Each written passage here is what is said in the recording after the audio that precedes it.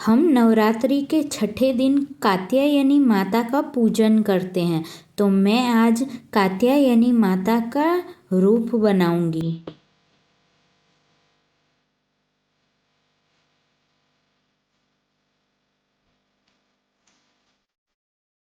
आज हम माता की साड़ी ग्रीन और ऑरेंज कलर से कलर करने वाले हैं, जिससे रूप एकदम निखर के आए।